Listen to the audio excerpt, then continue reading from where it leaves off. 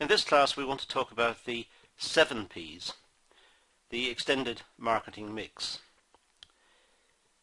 First of all, let's remind ourselves of the original 4 P's. First of all, we had the price. The price was determined, we said in past classes, mostly determined by cost, looking at profitability, the value for money and competitiveness. In other words, the price took all of these factors into account, and it was for the managers, for the owners of the business, to determine the price that would best meet those requirements.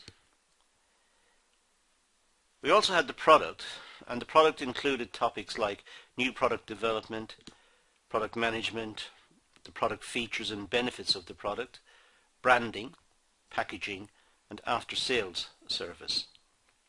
So the product is not just perhaps the physical product, it's also made up from all of the associated products that come with it, that are associated with it. For example, branding. Branding is like a product in itself. It is what gives the customer confidence in purchasing the product in the first place.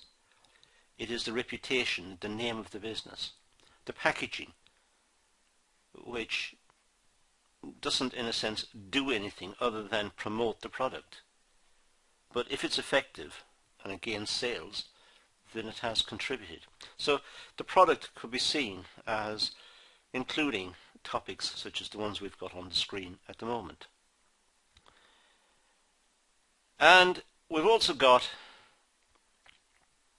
the place. This is the access to the target market. It's the channel structure, how the goods are delivered to the market. And it's the type of marketing that is best used to address the needs of the people in a certain place. And it's managing the marketing effort, identifying customer needs in that place, delivering the product to them, and targeting the marketing effort at perhaps the place where the customers live, where they are. It's delivering the goods efficiently. It's the logistical system. So place is important. It's the 3rd P we've identified here. And then we've got the promotion, which is developing promotional mixes, perhaps having events or advertising or certain campaigns or whatever has been decided. The advertising management itself, how it should be delivered, the timing, the format. The sales promotion management. Perhaps there could be some element of promoting it locally and perhaps on a small scale, or it may be more wide scale and using national papers or regional papers to carry advertisements and promotional material. It could be leaflets. It could be sponsorship of events in the local community. So we've also got the sales management, how the sales will be dealt with, from taking the orders to seeing through the delivery of the product to the customer and ensuring that there is a good service right throughout the whole process. And that overlaps with public relations management. And there may also be some opportunities for direct marketing where the retailers and the wholesalers are cut out and the chain is shortened. The manufacturer sells directly to the public. And I think the example used in different classes to illustrate that was something like Dell computers. So a good source of reference for those would be Bassington and Pettit, 2005. So we've got the 4 Ps. Now let's talk about the extended Ps. And these are extended to include the service sector. The original 4 Ps, price, place, product and promotion, these were extended to 7 Ps in 1981 by Booms and Bittner. The 3 additional Ps are people, process and physical evidence. So now we've got price, place, product, promotion, people, process and physical evidence. And this is what we're going to talk about in this session, the last 3 Ps. So we'll start with people. Intangible products are people dependent. Services are people dependent. For the service sector to be successful, it is necessary to recruit and train the right staff and people. And employees should have appropriate interpersonal skills. They should have the right attitudes, and they should have very good, excellent, in fact, knowledge of the product and service. Now these are, in a sense, basic requirements for the people component. The people should also contribute towards a good buying experience, a friendly buying experience, and a supportive one, and yet without being intrusive. Next is process. Well, the process relates to the efficiency of the service delivery. The service should be at a high standard and meet customer expectations. The service should be consistent with good quality and good quality controls, and with efficient and reliable delivery. This leads to good customer satisfaction and customer loyalty. So the process from the decision to buy through to the delivery of the service, all the parts should represent good experience for the customer. No problems. In fact, a positive experience all the way through. And if the customer has got that, then the customer will build up a loyalty to that service delivery, to the company who makes that service delivery. And that customer loyalty is important. But the company should have a consistent evaluation of the service. The business should be looking continuously at the service to try and improve it, to try and make it more efficient, and to ensure that the standard is not just held, but it's increasing, it's getting better. And the necessary changes to do that should be implemented efficiently and also smoothly and in line with what the customer wants. So information from the customer should be sought, if possible. Feedback is important.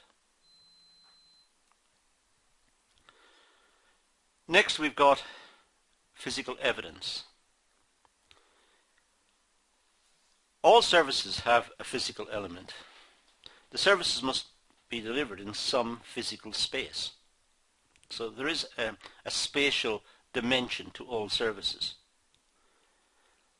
The service element allows the customer to assess the service. For example, a restaurant. Its services are delivered in a physical space, in the restaurant itself. Its general environment, cleanliness, friendliness, and general ambience contribute to the service. So the physical space is important. It's seen as a part of the overall service.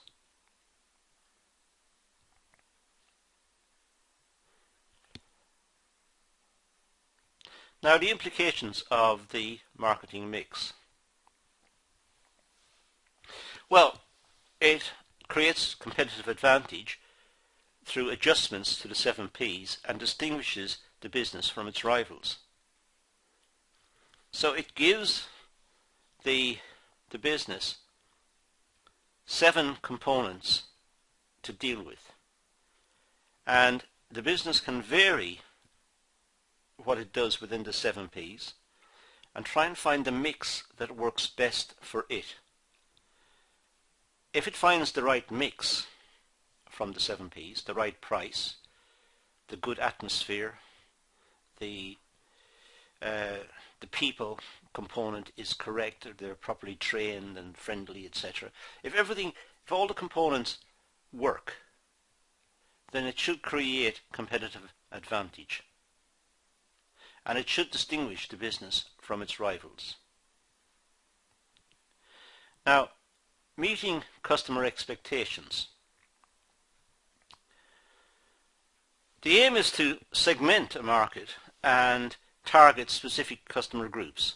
That's what the business is trying to do. It's trying to identify the market and then see what are the essential elements of that market in terms of its segmentation, its age profile or its gender profile or its whatever. It's looking to some component to identify it as a segment.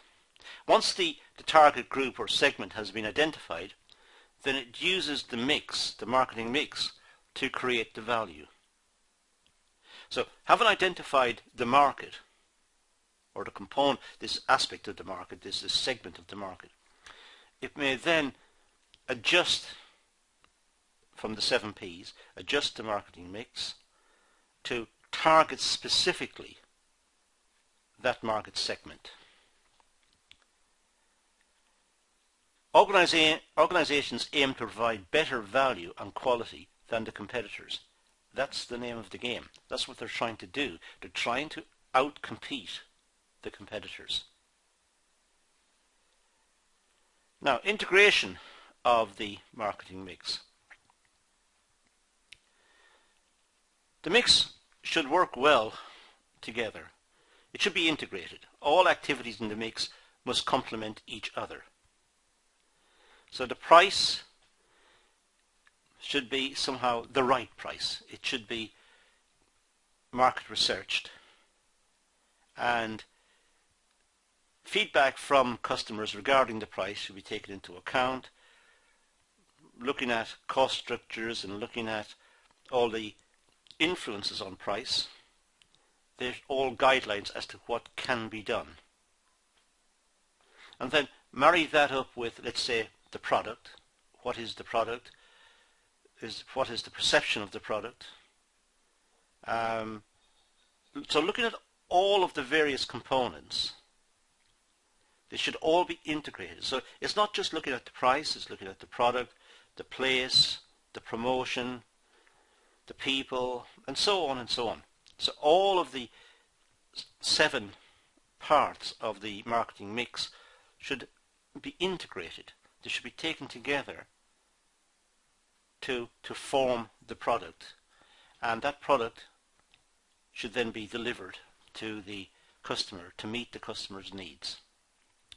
Effective marketing mix equals competitive advantage. If they get it correct, then they should be generating competitive advantage, i.e. they should be outcompeting the competitors. So the mix should aim to provide customer benefits. Those are some sources that were used in drawing up the class, and that's all I want to do in this session. I'd like you to go back over the PDFs and any other sources of material you can research, and pad out the notes on this one. It's an important topic, like all the other topics, I suppose, but important nonetheless. In the meantime, thank you for watching.